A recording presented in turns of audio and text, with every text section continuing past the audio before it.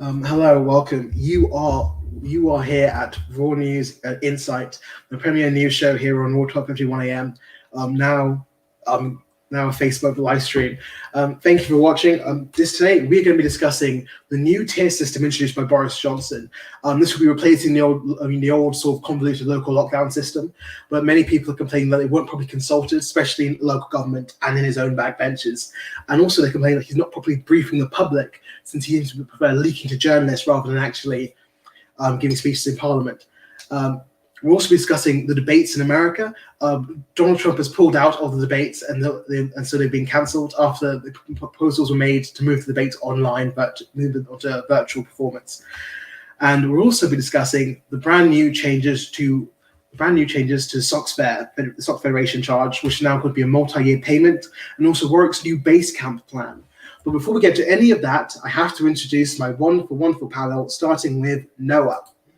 Hello, Enoch. It's brilliant to be back on Insight again, talking about the news events, and brilliant that Insight's on a Monday, because of course that's when the Prime Minister's given his latest announcement. So, as always, we're not short of things to talk about.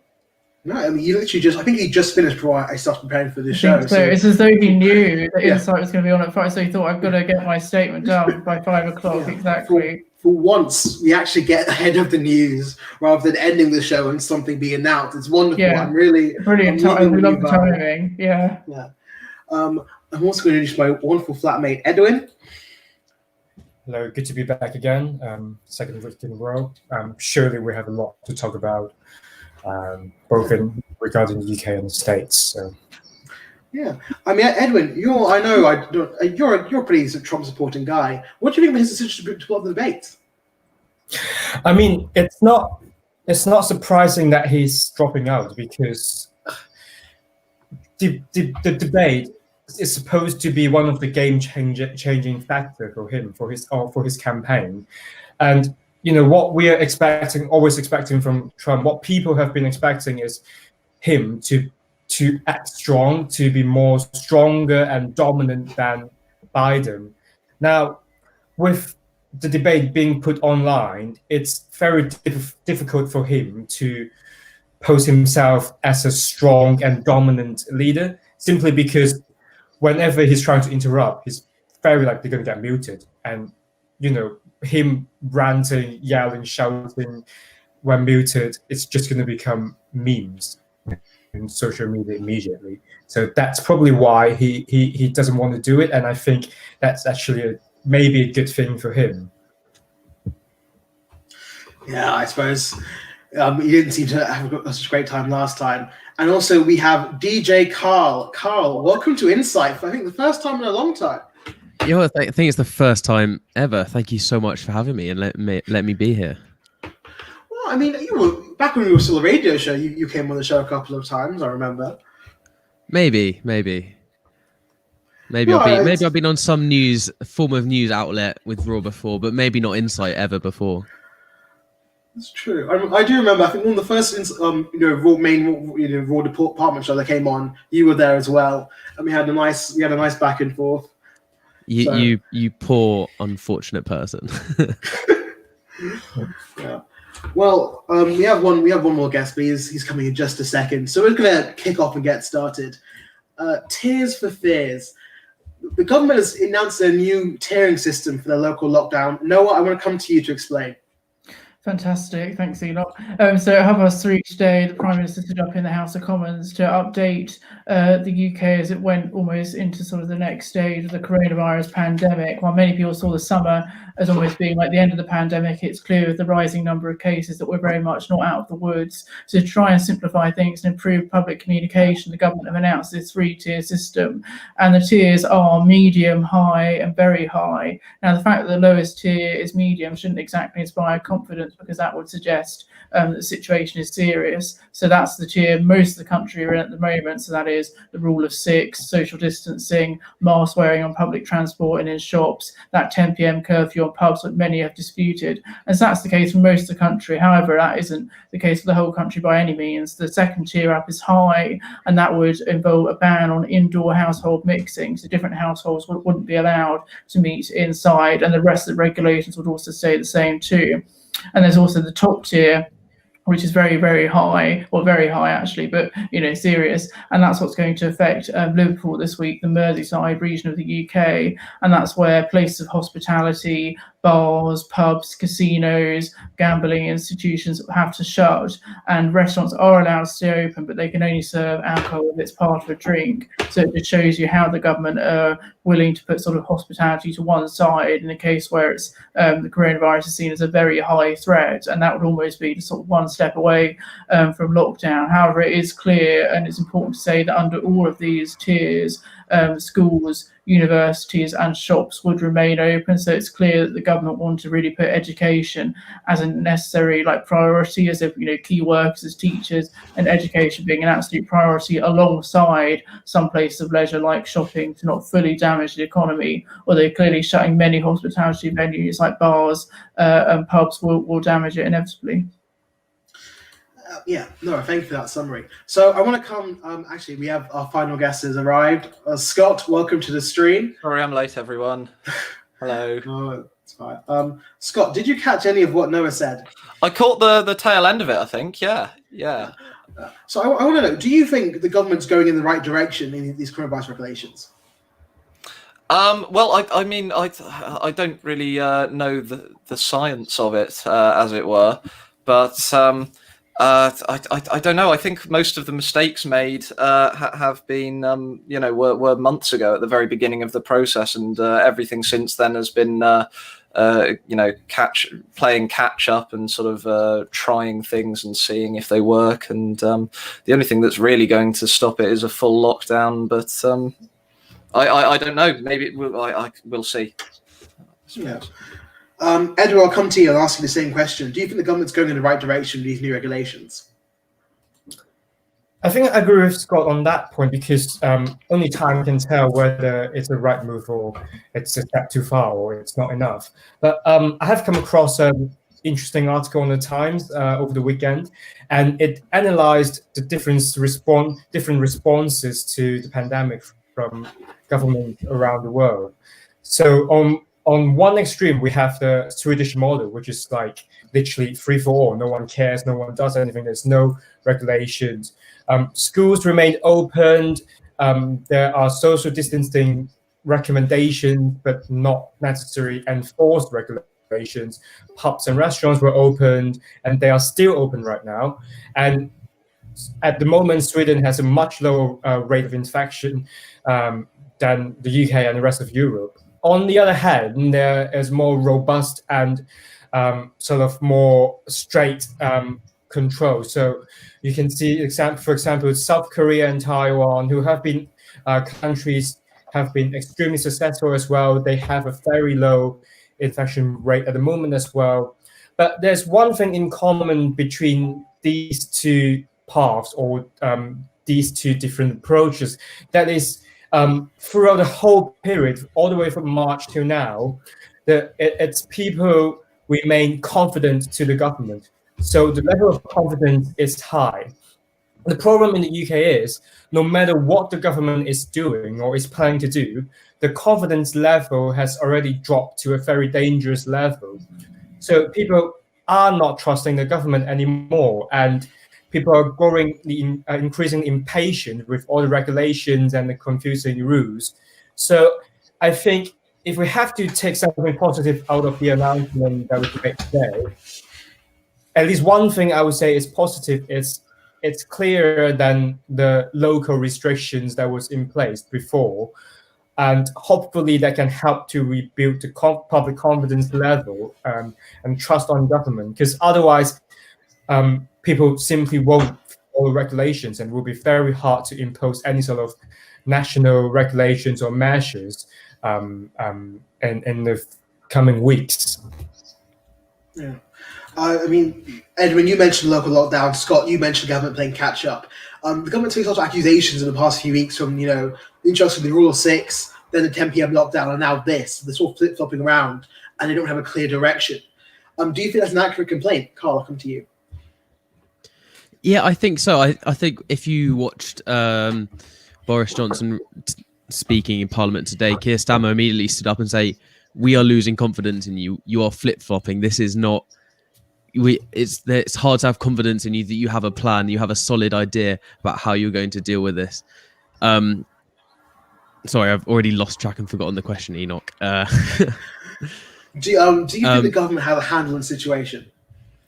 I think they're trying to power it off as seeming that they do. I think that this whole thing is a really good way of structuring it, to making it obvious about what stage means what protocol is going to be taken to try and hold back the virus. But other than that, there's no certainty about a future of what happens next. There doesn't feel like there's a solid plan about what may happen in the future. If it gets worse, it continues to get worse despite this new tiered system. It doesn't feel as if there's anything on top of that or in the future that is planned for in case it just continues to go out of control. And rather than just us being like, there's going to be another lockdown, that it doesn't seem like there's a plan for it. There doesn't seem like there's anything at the sidelines ready to be implemented in order to stop a full lockdown or provide help to the places that need it if we did go into a full lockdown. Yeah. No, I want to come to you. Carl says the government has no plan for the future. Do you agree?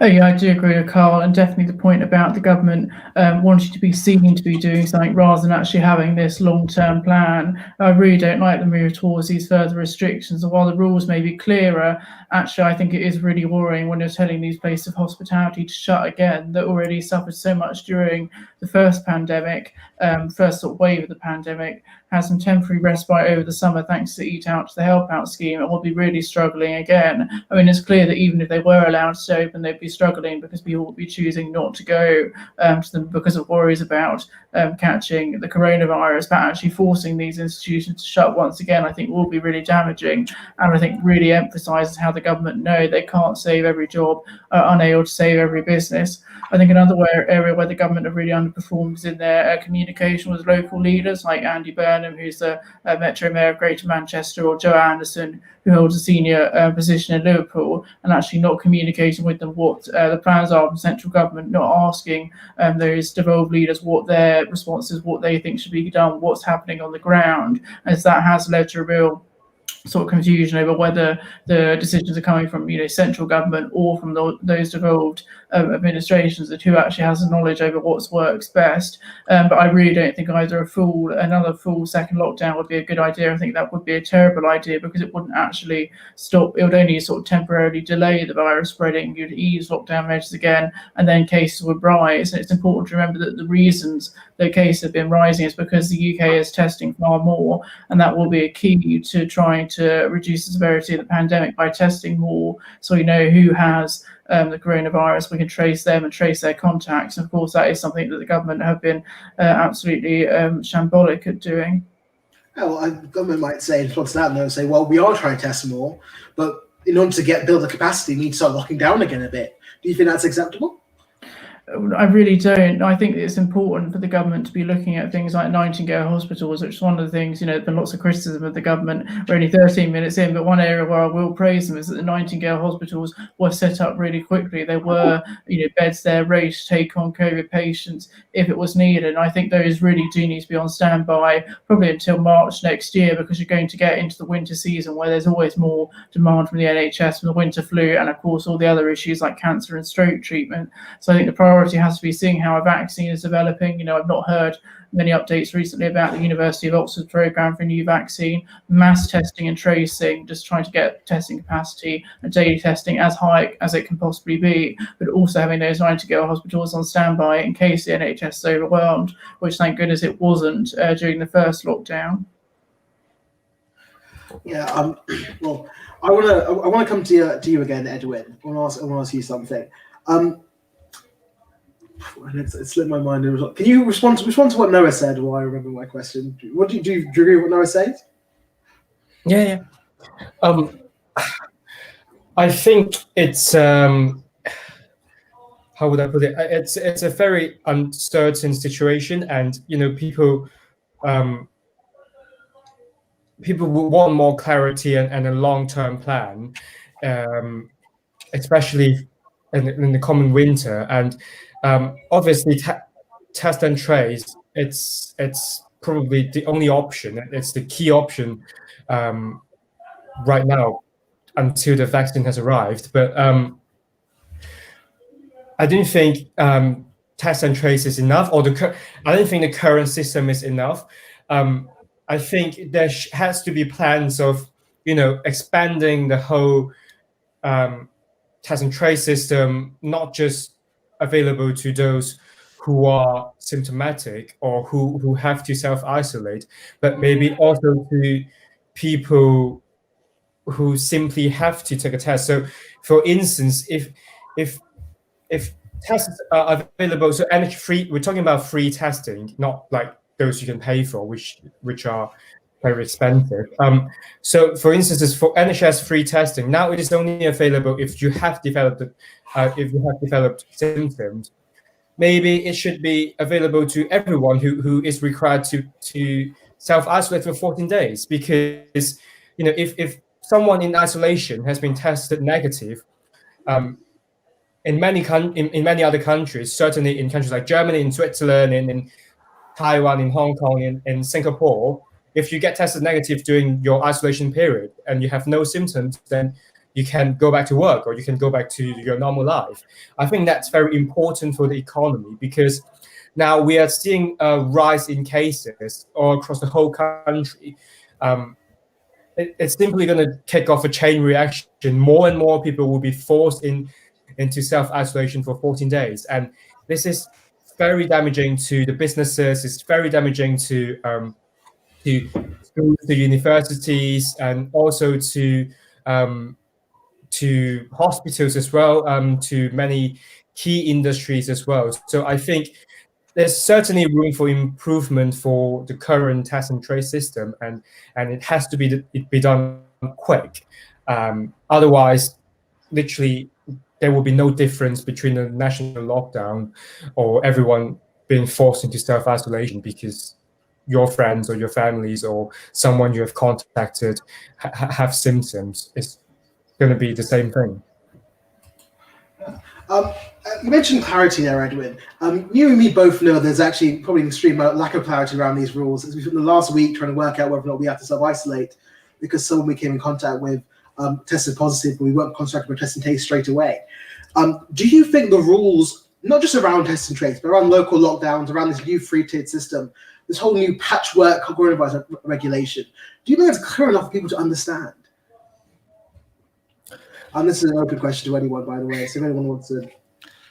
I think it's clear in a way that people will know what happened at the present period, but it's not clear. It's not clear on when local area will be moved up to another tier. So there's no clear boundaries on how many cases per, say per 10,000 or per 100,000 people will put you in, high or very high level. There's no clear statistical criteria that people can know and people can predict and can follow for the three-tier system. And it is also quite confusing because at the very high tier, some businesses remain open. So the Prime Minister said the retail sector will be able to remain open, but some shops or some places will have to be shut. So places like casino, pubs and bars and restaurants. I think restaurants are not included, but that's just how it just shows how confusing it is. Adult gaming shop, arcades. So these places are shut. But for instance, why cinemas are still allowed to remain open, or like gym or swimming pool? Like there is no clear criteria or definitions or regulations on what industries can remain open, what have to be shut. It all seems to me very randomly picked. Yeah, Scott, I want to come to you. What do you think the rules are clear? No. I mean, I agree with Edwin there. I think it goes back to what we've said before. It is sort of scrambling and throwing stuff at a wall and see what sticks. I like to pick up on I don't think it's just that they're not clear. I think even if they were clear, I think it's that trust of the government is now so low that I don't know how effective any genuinely informed lockdown rules would be. So picking up, just this might sound like a tangent, but picking up on the test and trace thing, it's not just that it's not sufficient, it never would be sufficient. It's run by Baroness Harding. She was on the board of Talk in 2015 when they accidentally leaked thousands of people's data. And she was on the board which decided to allow Cheltenham to go ahead early in the lockdown, which caused a massive spike. She doesn't care about public health. She has no experience handling people's data in a safe way. She's the worst person for the job. If they're consulting people like her, if they're putting people like her at the head of their test and trace system, I see no reason to trust whoever they're consulting on issues such as second and third lockdowns, this 3-tier lockdown. Yeah, I guess we've talked about trust a lot then over the course of this show so far. How do you think the government can win trust back to ensure people actually do follow new rules? Carl? The problem is it's not necessarily trust. I think the less sort of overbearing these rules are, the more flippant people are going to be with them. When you had a lockdown, when it was like, you can't do this, you can't do anything, everything's really incredibly clear and incredibly legitimately enforced, and everyone's like, okay, that's what we gotta do. That's when everyone pretty much did what they were told to do. It's when there were a few smaller regulations, such as we have now with the 6th person and the social distancing, it becomes easier, more simple to bend the rules a bit and sort of go against them. It's not necessarily the trust that I think is making people break the rules and going against them. I think it becomes quite hard to either enforce them or just for people to care. Care is the wrong word, but people just kind of, it's easy to sort of become like lenient with it when you've spent sort of half a day with the person who you're meant to be socially distancing with. It becomes quite difficult to then just remember, even just to continue to maintain the space, to make sure that you're not seeing too many other people, you're not going too close to the new people that you're meeting, if that makes sense. Yeah.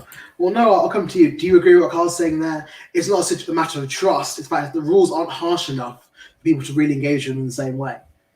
Yeah, I mean, as I said earlier, I wouldn't support making the rules any harsher, especially the high and the very high system. I think they're already far too harsh, and certainly bits of the medium tier, like the 10 p.m. curfew and rule of 6, both of which have been sort of heavily discredited. I wouldn't support those either. But I think it is clear that the government has lost trust since the Dominic Cummings fiasco, which we don't need to talk about again. That got plenty of attention. But obviously on opinion polls, they are still riding high. And I think it's really interesting how a lot of the government's focus has been shaped by opinion polling. So you've had polls taken saying that the public do support stricter measures, and it's as though the government is so indecisive and so shifting so often because they're responding to public opinion. Now you can say that's a good thing, but also for a unifying vision, for trying to lead, it's not very effective because you're basing it off opinion polls, which aren't always reliable, which were questions in different ways, rather than having a uniting, guiding vision that brings the public along with them. I think it also might not be effective because there's lots of division among the Conservative Party ranks. I think MPs will have to vote on these new lockdown measures, and while they might get through on the back of opposition votes, there are plenty of Conservative MPs that feel we should be prioritising economic activity and, civil liberties rather than these extra health measures that are being enforced. So it's clear that if even government backbenchers can't trust or don't believe in what their government's doing, why should the general public? Yeah, well, no, you've touched on something fascinating there that I'm very delighted to get into. Obviously, we've heard all the reports that Chris Whitty, Chief Medical Officer of the UK, wanted a 2-week full lockdown. That was stopped by Rishi Sunak, and that led to the compromise of that led to the 10 p.m. compromise, and now what we're seeing, with this new 3-tier system. Do we think that Boris Johnson is losing his control of the Conservative Party as we're seeing more backbenchers come out from the back and saying, we don't like this, we want to stop lockdown? Scott, should I come to you first? Short answer, I think, is yes.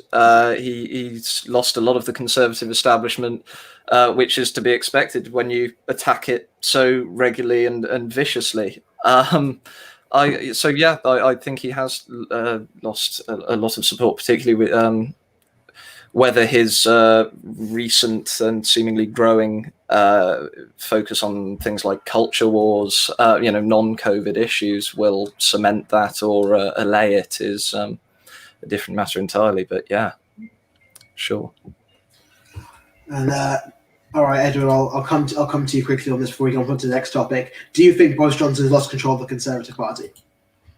Not yet, I think. Certainly under a huge amount of pressure, particularly because of the new gained Northern Wall seats. So those MPs are particularly critical against the government measures simply because their seats and the term it depends on the government response or to this pandemic. So I think he's definitely under increasing pressure, but I didn't think he's at the point like Theresa May was at before, like the point of losing control yet. Not there yet. Yeah. Well, one reason he may be losing control of them is people's increasing frustration with the way he announces new lockdown policies. It's become, this week especially, sort of become a sort of fire point, as a Whitehall source leaked the incredible discomfort that people had back there, saying, why should people in Liverpool find out they're being put in lockdown from some journalists on Twitter? Do we think the way Boris Johnson's briefing journalists, like sort of pre-briefing journalists on what he's about to say, or almost a week before he actually announces anything, is appropriate? No, I'll come to you. Well, I mean, briefing journalists is nothing new, regardless of the government in place. Government ministers will have their policies that they want to announce and be able to find out through the front page of the Times or whatever newspaper before it's actually set out in a speech or in the House of Commons or at another location. I can say that that's poor for democracy, but in a way, that's how it's always been. Of course, things are different when it comes to a pandemic, and I think it definitely is unfair that it should be these measures that could potentially come in force, and almost that sense of not knowing whether they really are going to come into force until the Prime Minister says them out loud. But clearly, he might brief them to journalists, but if people in Liverpool are not going to read the Sun newspaper, so they're not going to find out there. And I think that lack of clarity and that almost selective approach in which publication is briefed is unfair. It may have been more effective if the Prime Minister had given an interview to, say, the Liverpool Echo or a local newspaper, where he'd maybe done a sort of double-page spread writing about why these extra measures needed to be taken. I might still disagree with them, but it would be undeniable that in that aspect, he'd be trying to reach the people in Liverpool that would be effective most and make the case for them, rather than trying to rely on national publications, which people in Liverpool aren't going to read. Yeah. But surely, even if we accept that it's normal to brief journalists in this way, we've also had reports that people like Andy Burnham, Mayor of Greater Manchester, who's being put on some of these new lockdown regulations now, weren't briefed, even though they planned from in place from last Monday. Do we think that's acceptable? Carl? Well, I think it's paramount that they need to discuss with local governments, local authorities, about what is going to be enforced, because the government, the national government, are not the ones enforcing it. They are not the men in the ground having to put these measures in process. It is so needed that all of these need to be discussed within each specific area in the local governments and the local councils, and in that way, because it also means that they should be able to.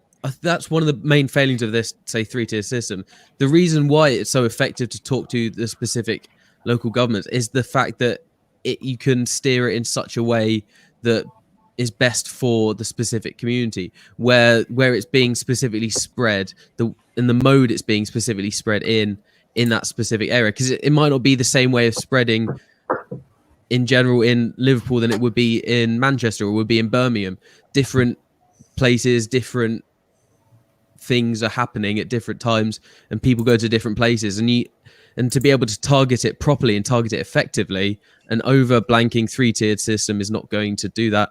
It's going to be coming through talking to local authorities. Yeah. And Keir Starmer raised a very similar point earlier in the parliamentary discussion earlier. And let's talk about Sir Keir Starmer, his approach to this whole pandemic. When he was first elected, he said he wanted to have a constructive, critical relationship with the government on pandemic protocols. But he's now recently taken a harsher turn. What do you think was the right call? Was it the right call to be constructive with the government, or do you think it's the right call now to be the more critical voice? Edwin?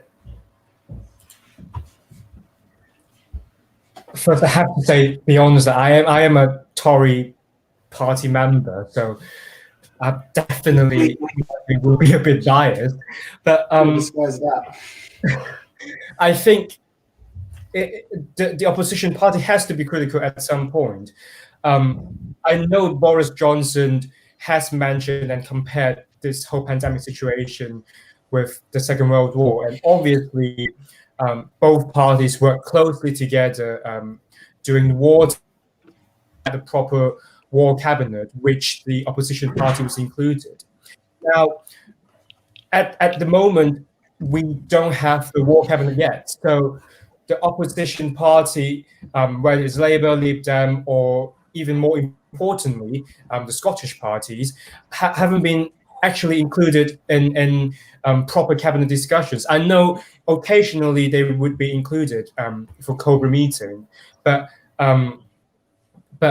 ultimately they're still the outsiders, so they still have to do their job of being Her Majesty's most loyal opposition, just to keep criticizing the government in order to force and push the government to act in the right and the most acceptable way.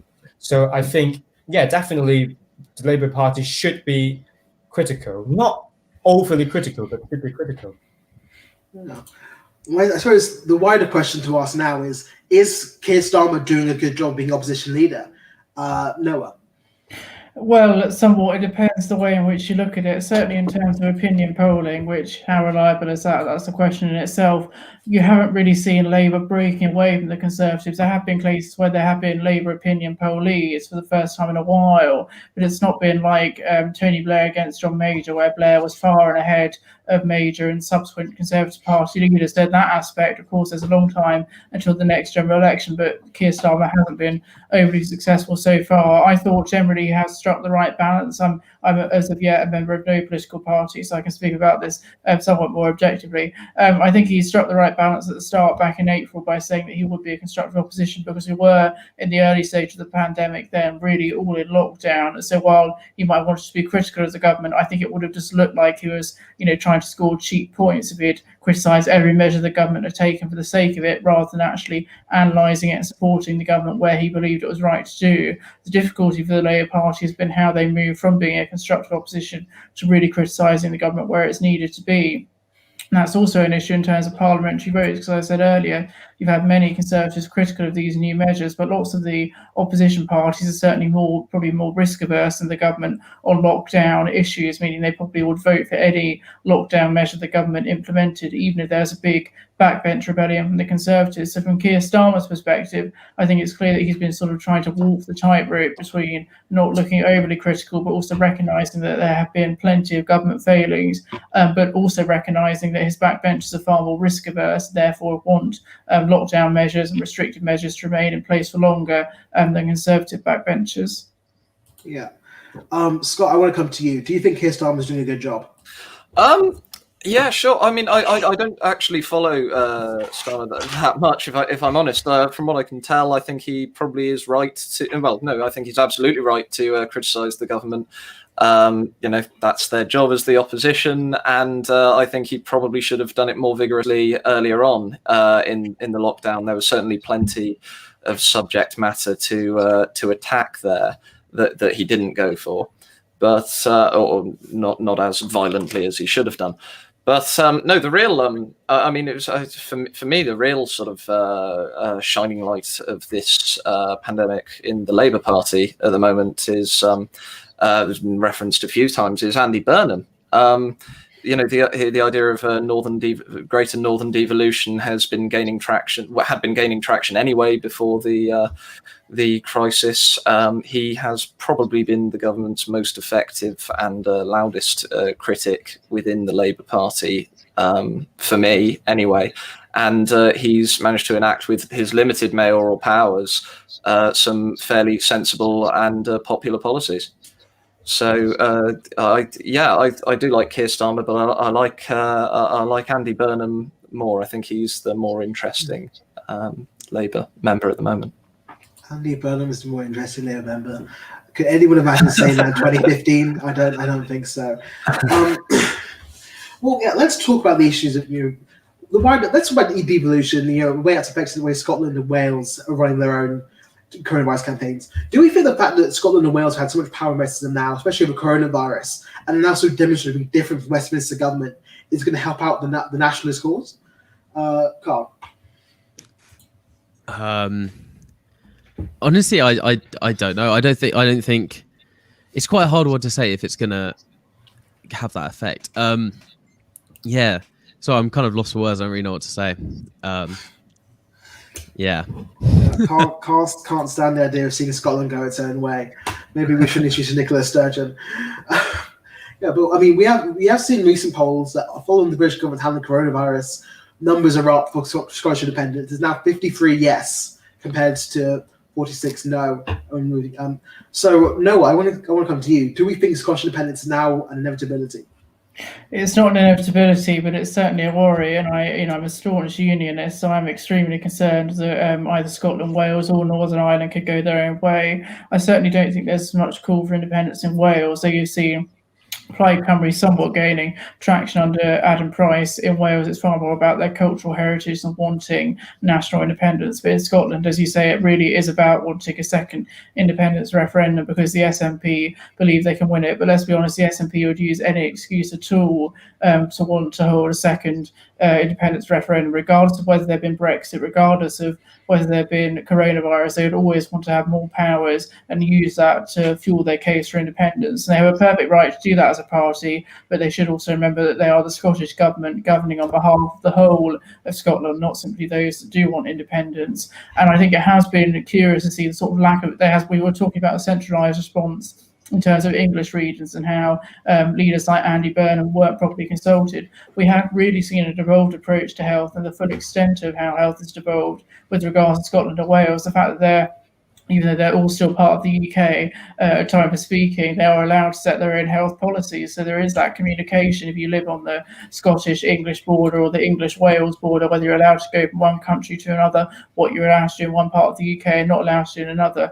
And I think almost the incompetence that we've seen of Westminster from Boris Johnson and his team has almost let Nicola Sturgeon in Scotland off the hook, because let's not forget it's been terrible in Scotland too. The SNP have not managed the pandemic well either, but because Nicola Sturgeon is better at responding to criticism and, let's be honest, has better PR in that aspect, they've always been able to be let off the hook and present it as if the situation hasn't been as severe as it actually is. In terms of independence, though, I really do worry, but unionists like myself and others really do need to make the case for the UK through coronavirus and beyond staying together. Yes, well, I mean, that's happy our final word on the whole new lockdown, UK potentially splitting apart disaster issue. Let's move on to, because I know I want to ask Carl some question actually, and we only have a little limited time left. So let's move on to changes at Warwick. There wasn't supposed to be a whole song theme to every title of this, this debate, but we went too quick. We stayed on one topic too long, and we sort of lost the middle one. So it's fine, but it's fine. We'll use it later date. Now, Carl, actually, Scott and Carl, because you're both on the show for the first time in the new format, I want to ask you both, as society execs, how was Freshers Week for you? I'll start with Scott. Oh well, what can I say? I think you know my answer here, Enoch. It was a shambles. It was you'd think that maybe you'd check the software you're using can host more than one live stream at a time, but no, apparently not. I don't know. I have my issues with the student union, and I don't think that they've treated. Well, I don't think that they did very well in Freshers Week, particularly at the Societies Fair. That's just a symptom. Yeah, Carl, what do you think? Well, Freshers Week was just a completely different being this year. Having been social state last year, I spent the entirety of the year spending so much time with people, trying to get people in groups, trying to get people together, doing this, doing that, doing so many different socials to get people to know each other and get people into the society. And that is so different this year. It is impossible to do anything like that. And it's really hard to develop that sort of like relationship with the society where you make all those friends. So it's really hard to sort of get people in. So Freshers Week is just completely different. The way in which the SU are allowing societies to try and get new members is just not quite up to scratch from where it could be. But I think the problem is it's the best that can be done at the moment. It is the best solution, and there's so many things that I don't necessarily agree with Freshers Week, but I feel like to a certain extent that they've done the best they can with such an awful situation. Yeah, well, I mean, Carl, I believe you took part in an event called Mayhem. Let the SU know they suck on the Friday of Freshers Week, because the SU of course didn't run any in-person events, and you wanted to protest their paid online events. Well, in light of, I'm going to bring up a new piece of news that just came out. Warwick University is opening something called Base Camp, which is essentially going to be an in-person interactive space on campus. People can gather together and essentially be a replacement for the normal activities on campus. Why did the SU not run something like this during Freshers Week? Yeah, it does seem a bit late, doesn't it? It seems like, well, especially with, like you saying, with the Mayhem thing. That just want to point out that wasn't my idea of marketing. That was all Rocksock. I just there to DJ, and it was all just a protest against the fact that why are they asking freshers to pay any amount at all just to watch someone DJ online, which is exactly what I did for free. But yeah, this does seem a bit late, doesn't it? Why are they doing this now outside of Fresher Week and at a point where we know that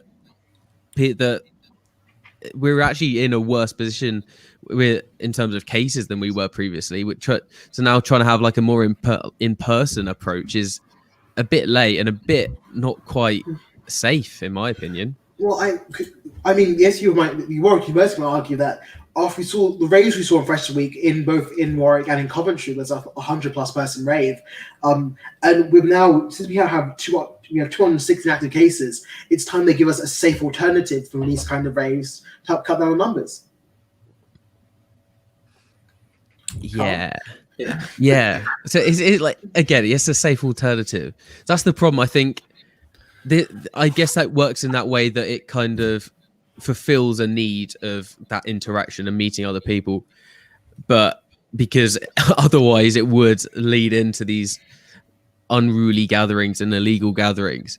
But it's quite hard to comment for me whether or not that is a good idea, because Freshers Week is over. I think the hype's calmed down a bit since then, and I think that they should have just done it earlier. They really should have done it earlier. It's just a bit too little too late now. Yeah. Well, Carl, I know you had to head off early, so that's thanks so much for coming on today. It's been an absolute pleasure having you. Please come back on the new online format very soon, Carl. But thank you so much for coming on today. Amazing. Thank you so much for having me. Yeah. Well, also all credits are aboard there. I'm using their information for the 216 active cases, of which 187 are on campus and 29 are off campus. And I've met one people off campus, and it's very, very sad thing to be self-isolating off campus or on campus. Actually, let's actually discuss that for a second. And this is part of, is Warwick ready for online learning? Do we think Warwick is ready to handle the cases of people being forced to self-isolate, therefore taking them out of their in-person seminars, potentially shutting down whole in-person seminars? I know you had an issue with a seminar right before the show started. What's going on? Yeah.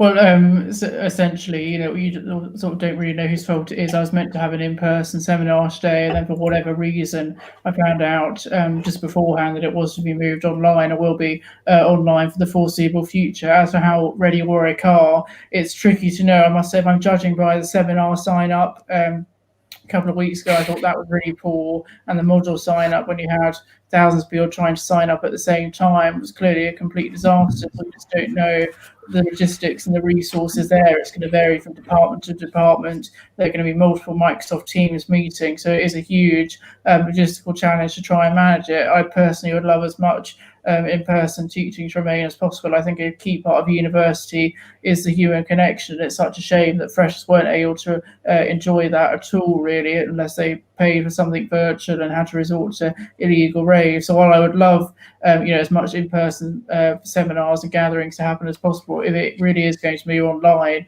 I think it requires a huge logistical breadth, logistical skills. And I just don't think, judging by my own personal subjective experience, the university get up to it. Yeah, Scott, I want to come to you. Do you think the university is ready for online learning? No, I mean, I have very little to add to what Noah said, to be honest. The university's online teaching and seminar sign-ups and that sort of thing have thus far they've ranged from mediocre to catastrophic. No, it's all of the evidence suggests that they're absolutely not ready. A number of professors are also not ready, or who I've seen thus far have had real problems getting to grips with teams, which is a shame, because we've known this is coming for some time. But anyway, I guess that's less the university's fault than the individuals. But very little to add to Noah's, other than further criticism of the student union for pushing for something which I don't have any evidence for, but I suspect is quite an unpopular move, to move everything online. Yeah. Among students. Well, we'll move from criticism of the union to something maybe more positive and hopeful. The SU is announced now. we have to be. Don't corrupt my neutral news show, Scott. Okay. Oh, I will. Do my best out here. Oh, am I meant to be neutral? Oh, you got. I just went to a media law seminar. So for 3 hours, if I went to that for 3 hours, for you to come on our show and start slandering people now, I would not be happy, Scott. Okay. No slander this time. Maybe next week. It's not slander when it's true. So the SU's announced changes to the Societies Federation payment, which means you can now buy a multi-year Societies Federation. And also, if you paid this year, you can get a refund. Let's get some instant reactions to that news. I'll start with you, Edwin. What do you think? I think any measures taken by the SU to reduce the cost for students to join society, whether it's sports or just normal society, should be welcomed. But that doesn't mean that they're doing a good job overall. They're doing horribly as a whole. This is probably the only good thing that they have done so far. So as far as I understand, the cost for the Society Federation pass would be reduced, but at the same time, the cost for the Sports Federation pass remain ridiculously high and even more expensive than places like Imperial College London. So, they still have work to do, but this is definitely a welcome step forward. And okay, Noah, what do you think? Yeah, I mean, it's clear that societies need to raise money, with their holding virtual or in-person events. These things do cost money, and while it might be enjoyable, I imagine you probably often have a stressed treasurer trying to make sure that all the funds add up. So if this is something that can bring, more convenience for students, I think that really is great. I purchased my society's membership for this year, so as you say, next year there'll be a refund, and I'm going to be perfectly happy with that. And I think it is really just important, to ensure that societies are accessible. I have no, interest in sport whatsoever. I just couldn't care less about it. But it is sort of shocking, really, that the sporting fee would be so high for people that do have an interest in it. And Scott.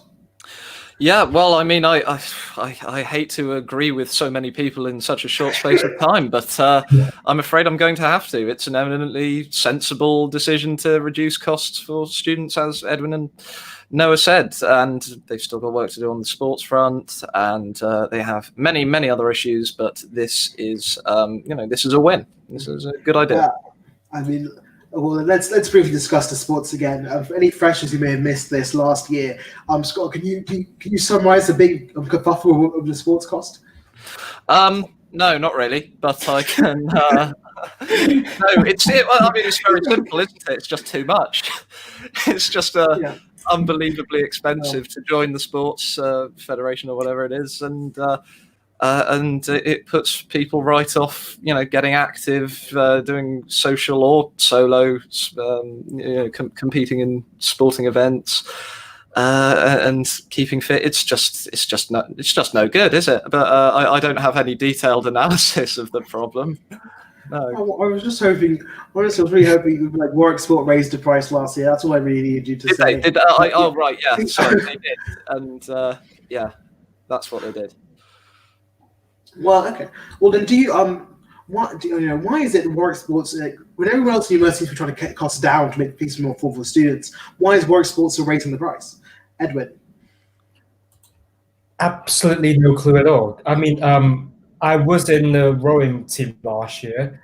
it's too expensive for me to continue for another year. I just think simply it's not worth it. So we're talking about, at least according to last year's price, this year probably will be more expensive. You first of all, you have to pay £90 for the sports federation fee before you do anything else. Then, depends on what sports you're doing, you will have to pay for the gym membership or the swimming membership or the tennis court membership, whatever membership there is. You just have to add on top of that. You have to pay for like probably £100 more, and then for your individual societies, for your club, you probably have to pay for traveling expenses, training camp costs, and cost to enter competition. So it's ending up being very expensive and elitist in a sense.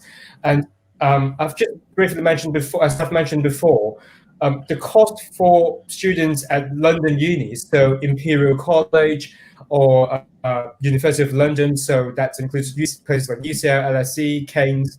The cost for their students to do sports, whether it's gym or to do it at a national level, competitive level, for rowing, for tennis, for football, it's way, way cheaper than it is at Warwick right now. Now, I know one of the arguments they will make is probably, we have a new and excellent sports hall, but I'm sorry, that's just not the good enough reason for raising fees to a ridiculously level, and that's just simply will put people off sports, and I don't think that's a good thing to do, and I simply can't think of any other acceptable reason for keeping fees this high. Yes, well, I think we're running out of time for this show, so thanks so much for that, Edwin. But yeah, I think that's going to be our last comment for today. I want to say thank you, Noah, thank you, Scott, thank you, Edwin. Also, thank you, Carl, for coming on the show today. You've been absolutely wonderful guests. Thank you, everyone who watched the show. You've been an absolutely wonderful audience. If you want to come on a Raw News show yourself, please do join our Facebook group and see all our guest requests. But also, on this Wednesday, we're having a big meeting about the US general election and our plans for an overnight live stream. So if you want to get involved, please click on that event to keep updated. The Zoom link will be not a Zoom link, because that's a terrible idea. At least it's a terrible idea. The Microsoft Teams link will be shared tomorrow, and you can join the group and stay up to date.